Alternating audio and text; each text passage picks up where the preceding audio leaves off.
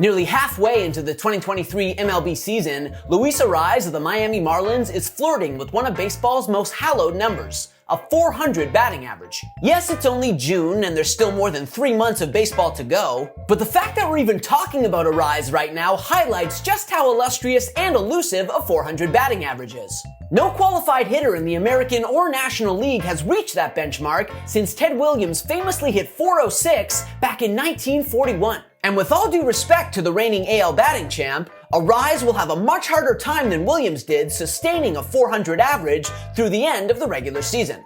Let me explain why. Sit back, relax, and take this in.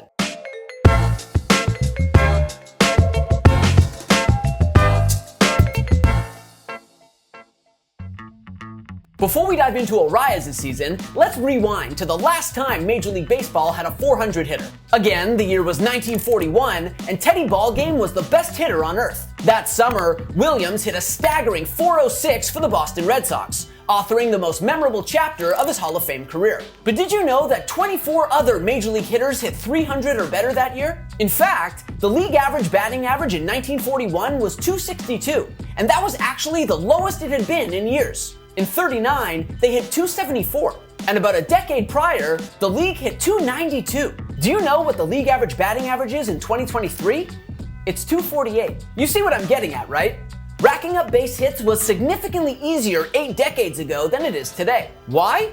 Well, there's no shortage of reasons. For starters, pitchers in 1941 weren't averaging 94 miles an hour with their fastballs. I feel pretty confident in saying Luis Arraez could handle any pitcher's stuff from 1941, but Ted Williams would probably be overmatched by the average 2023 middle reliever. By the same token, athletes in 1941 weren't built the same as athletes in 2023. Which is to say, defenders are much more apt to steal base hits nowadays than they were back in the day. This 96 mile an hour Arraez laser, for example, probably isn't getting caught back in 1941. Meanwhile, with the analytics revolution still more than a half century away, hitters weren't scouted and planned for with nearly the same level of rigorousness, nor was defensive positioning optimized by outrageously sophisticated predictive models. Plus, 41 was more than a half decade before Major League Baseball was integrated, meaning that Williams wasn't facing the best of the best. Now that's not to say that his 406 season isn't impressive.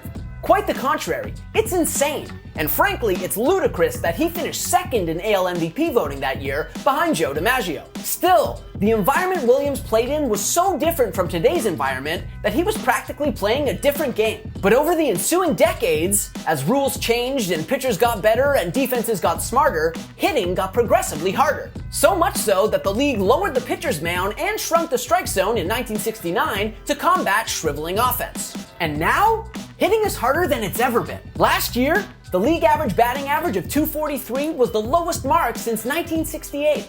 It's not a coincidence that MLB just implemented shift restrictions and bigger bases. They're trying desperately to encourage more base hits and more offense. And so far, their moves have worked. Like I mentioned earlier, the league average batting average in 2023 is 248, 5 points higher than a year ago. Still, that number is a far cry from the 262 mark of 1941, which makes what Arraez is doing even more astonishing. At an even 400, Arraez's batting average is tied for the 9th highest mark through his team's first 73 games in a season since 1941. As of this writing, his batting average is 75 points higher than the next best qualified hitter, and he's the only player in the league with a batting average above 325. For comparison's sake, when Tony Gwynn flirted with 400 in the strike-shortened 1994 campaign, 6 other hitters hit 349 or higher. And when George Brett hit 390 in 1980, he was one of 5 hitters to hit 330 or better. Arraez, in other words, is an outlier of outrageous proportions. In fact, relative to league average, Arraez's batting average is the biggest outlier since integration. So how is he doing it? Well, it's a pretty straightforward recipe, and it starts with putting the ball in play. Arraez strikes out less frequently than any other hitter in baseball, boasting a strikeout rate roughly 75 percentage points better than league average. And when he puts the ball in play, it finds a hole with ridiculous frequency. Arraez, in fact, leads the majors in batting average on balls in play, which isn't terribly surprising given that he distributes his batted balls almost evenly across the diamond, making him very difficult to shift against. So the question is, can he sustain this for another 80+ games and become the first player since the first half of the 20th century to hit 400 in a season? But at the risk of being a party pooper, the easy answer is no. Again, we're not even at the halfway point in the season.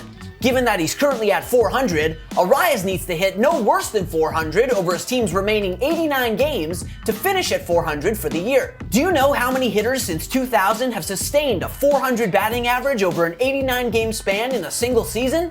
3. Todd Helton, Nomar Garciaparra, and Ichiro.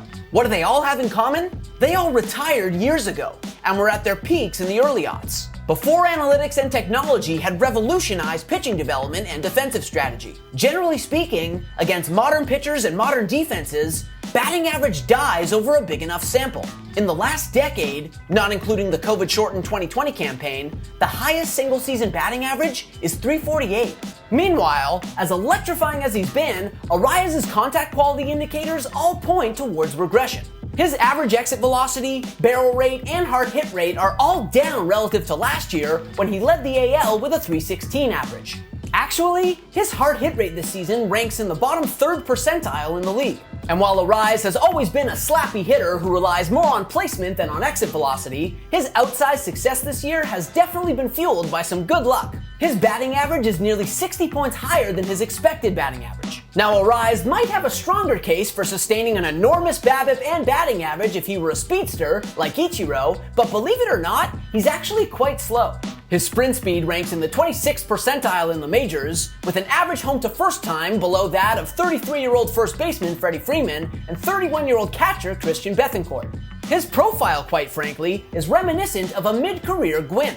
And Gwynn, an 8-time batting champion with a higher lifetime batting average than anyone who debuted after 68, topped out at 394 in 94.